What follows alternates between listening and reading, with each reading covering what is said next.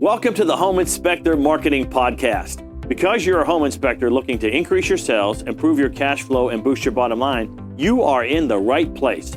For additional training resources on how you can grow your home inspection business, go to microreturns.com right now. And now, here's the podcast. Hi, this is Mike Crow, and I run a home inspection business. In fact, I've run a couple of home inspection businesses. The true joy for me, though, has been helping literally thousands of home inspectors build really solid home inspection businesses as well. We can help a single-man operation be able to do over $300,000 a year, maybe all the way up to $400,000 a year as a single inspector operation. Even better for me is the 80-plus companies that we have helped be able to build million-dollar home inspection businesses. I would like to help you be able to do the same thing. Hey everybody, this is Mike Crow, and we are back. I am thrilled. Today we're going to talk about Chapter 4 in the book that changed everything for me. Originally, it was called The E-Myth, and so that's the version that I have. There's also another version of it somewhere I have here. Oh, there it is. And that is called The E-Myth Revisited. This is what you'll buy when you go to the store or look, and you can underline some of the things that are in the book that I'm there. I just want to cover some important parts for you today. There are a lot of different ways that we've talked about in building your business. Since I did the last podcast, I've had a couple of people reach out to me in one way or another.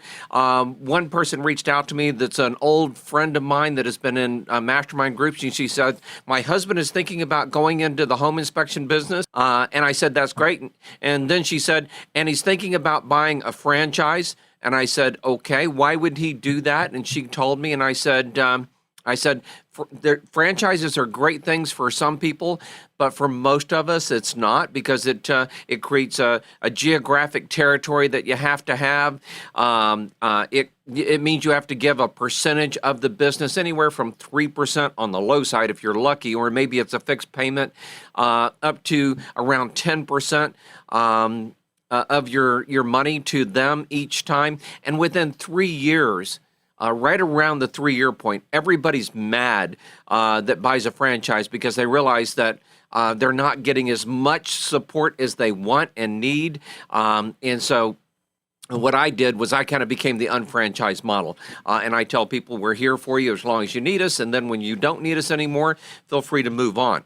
Now, here's the reason franchises work so well, though, and we're actually going to talk about that, I don't know, in about 3 or 4 more chapters, and it's so important, and that is they give you the structure that we're talking about right now in this book, and the problem is that most people build their business wrong. Okay, even those people that go get a franchise, they make the same mistake that we're getting ready to talk about, and I want to make sure that you realize that.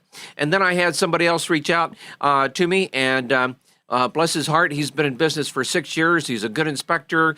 He's doing around 400 inspections a year, and he's driving himself a little bit crazy. Again, the reason that is happening is because they built the business wrong. Now, they did a good job at building the business.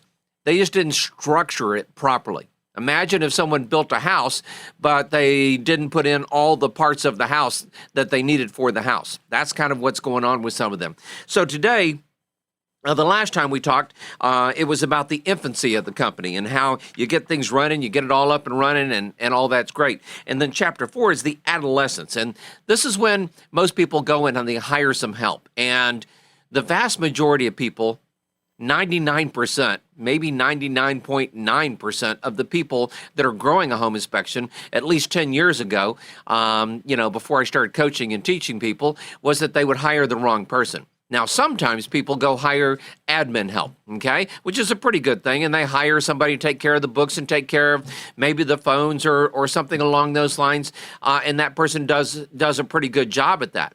And then as the business grows, the big thing is that you step right in the adolescence business. Let's read a couple of little things here. Every business that lasts from the infancy must grow into the adolescent phase. So what kind of help do you get? Someone with that has the ability to do the technical help of a particular job in the business, okay? Someone with experience, maybe hopefully in your business. Now, this is a big step. You've taken a big step. You hire somebody, and he's going to know. So here's the truth. He's going to figure out pretty quickly you don't really know what you're doing, all right? Now, some of you, that might hurt your feelings. And I will tell you, I just told people up front, I am building this from the ground up, and I'm going to make some mistakes, okay? And as we make those mistakes, we're going to fix them. So you just need to know as you hire people, just be honest with them. And here's the big thing is, hopefully, you have a coach or you have a mentor or you have somebody that can guide you so you can tell them you have a pattern of success that you're following. And if you listen to all of this series, you're going to have the answers to that and so much more in so many ways. You're going to learn some different things. In fact, I just did a recording last week that I know my team is going to put out there somewhere where I talk about the business bullseye of when to hire somebody, when not to hire somebody, and who to hire first and all of that. So here's the cool thing is you hire someone and the thing is you make him almost like, either one of two things. Most people make him the next inspector because they've got so many inspections that they want to take that off of them. Some people hire somebody maybe to answer the phones and like manage the business. And then you need more help here and here and here. And you might even make the mistake of letting them hire those people. And then maybe training those people? No, it doesn't work that way. Not in our industry, but that's what happens in the book here in a lot of ways. So what happens is in most cases, you need to hire someone, and most people hire an inspector, and then they train that inspector, and then life gets a little easier, okay? And you can even leave town and some money is being made. So that's all sounds good. And so most people hire the inspector, and then maybe they even hire somebody to help answer the phones and all of that. And before you know it, you need another inspector, and then you need another inspector if you're doing things right, and if you're setting it up, kind of like we talked in the infancy business. But here's the problem is, you haven't hired the right person. The big person you need to hire is the marketing person, and we'll come back to that, and we'll talk about that in depth as we get towards the end of this, because if you don't have the marketing in place, then everything goes wrong. And so, as usual, you tell people, you either tell someone to hire someone or you hire them, and you're hiring the wrong people, okay? And here's the strangest thing that happens when you start hiring other inspectors and someone to answer the phones, and that is that for a while, everything seems to be going great. And this really works sometimes for some people, all the way up to 3 inspectors, and everything seems to be going great. And then right around that 4th inspector, you have just tripped from 1st gear into 2nd gear in your business, and you don't even realize it. Some things start going wrong. Okay, a customer calls to complain about the shabby treatment that they received from one of your people, and you're going, "What? No," then your banker calls because the bank is overdrawn. Okay, and what happens is that you reach in and you go, "Oh, I'll take care of that. Oh, I'll take care of that. Oh, I'll take care of that." Okay, and that's the adolescence phase. You start realizing that if it's to be done right, you have to do it, which is wrong, but that's what you think. Okay? And in fact, one of the things that I hear people say all the time is, well, nobody can answer the phones as well as I can. Absolutely correct. Well, no one can do an inspection as good as I can. Absolutely correct. In the beginning. In fact, the best you can hope for in that first 3 years somebody's working for you is that they will do 80% of what you do. Now, this is why this is all important, and why we'll talk about it when we get to chapter 7, is that you have to create systems for those people to follow. And your systems is what takes those people from the 80% to the next. But I am getting ahead of myself a little bit. So here's what the problem is you realize you trusted everybody, and maybe you shouldn't have trusted them as much as you did, all right? And you begin to realize that nobody cares about your business the way you do. And that's absolutely correct. No one cares about your business as much as you do. And if you think they do, then they would be owners, okay? Trust me, they would go own the business if they wanted to do all the stuff that you're doing, okay? And so that goes from there. And then you find out that you're doing the business even more. You're doing more inspections, and you're reviewing more reports, and you're doing more training, and you're helping answer the phones when things get overbooked, and you're coming in late, and you're going in early, and before you know it, everything kind of gets a little bit crazy, all right? And the more you do, all right, the less everybody else seems to do. And the less they seem to do, well, it all kind of just bubbles back onto you. And then you start interfering with everybody. Now you start getting on everybody and saying, why aren't you doing this? Why aren't you doing this? Why aren't you doing this? Why didn't you do this? Why didn't you do this? And what you realize is that you're a boss. You never wanted to be a boss. I mean, you went into work to not be a boss. And ultimately, the boss interferes with everything. I'm going to tell you a real secret here real quick. The best bosses do interfere with everything. So you need to beware the 95%. And I talked about this at one point. The world out there wants to tell you that if bosses would just leave people alone, they'd get the job done. I wish that were true. I really do. And I tell my managers, there's a reason we have managers. And that is because we have to make sure that the systems are being followed. Otherwise, people create their own systems. And it's important that they follow the systems we've created because those systems have gone through a lot of different metamorphoses as to be able to be successful, okay? But the boss becomes, you become the boss. You become the manager, and you become kind of a madman. And I have seen this over and over and over again. So it's not the world that's the problem. It's that you simply don't know how to do it any other way.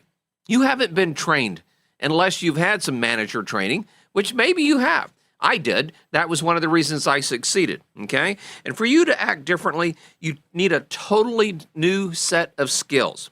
And there's two sets of skills that you have to make this work. One is you have to learn to be a manager. But there's a second skill we haven't even really talked about yet, and that is you have to learn to be an entrepreneur. You have to learn to be able to see the future, predict the future, and all of that. And we're going to talk about that even more. So here's the problem. You've reached the limits of your comfort zone. And the business now is driving you absolutely nuts. And so chapter 5 that we'll go into next time talks about the comfort zone and how you have to handle it. And you have 3 choices of how you're going to handle that. We'll talk about that in the next segment. But here's the big thing is, I want you to remember this: systems, people, and then resources. You have to build the right systems. You have to then get the people to run the systems that you're building. However, if you're hiring people and you don't have systems yet, people will build their own systems. And some will get it right and some won't. And then when you interfere with it, then they're going to get aggravated about that. And they'll tell you, just let me do what I'm doing. It'll be just fine. But they have no risk in it if it doesn't work. They just go find another job. Your business suffers. And if your business suffers, well, you suffer. And we want to make sure that you set it up properly. So you set it up with systems, then you set it up for people to manage the systems, and then you go into the resources. So that's all for today.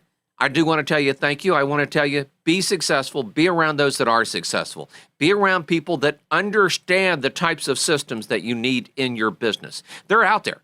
I've trained 10 plus coaches in this industry, and they work with different operations and different groups out there. Some of them are just absolutely freaking amazing, all right? And they will help keep you on track, and they will teach you the systems that I created. I will also tell you, day to day, we're operating those systems right here inside TexInspect. And so that one guy that called that's doing 400 inspections goes, you know what, I need to make sure that I build the right system for an inspection to be done. He says, right now I'm actually winging it, and I'm going, wow, we could fix that like in a heartbeat. Because we know exactly the routine, we know exactly the tools, we know exactly what the report should look like. And it's probably a lot different than what you're doing. And that's okay. I'm going to say something very carefully here, because people misunderstand this all the time. You don't have to do everything I tell you to succeed.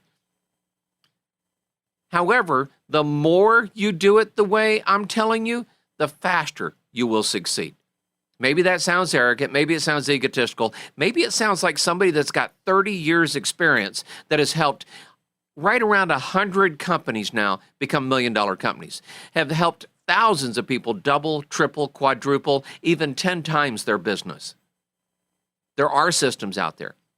And once you've written them down, it's very easy for you to be able to put them into place. So next time we're going to go over chapter 5, which is beyond the comfort zone. In that chapter, it gives you 3 important choices, and I just want to make sure you choose the right one. And I will tell you, there's not necessarily a wrong one, but there are some that will end up with you being more successful than others. This is Mike Crow. Be successful and be around those that are successful. Thank you very much.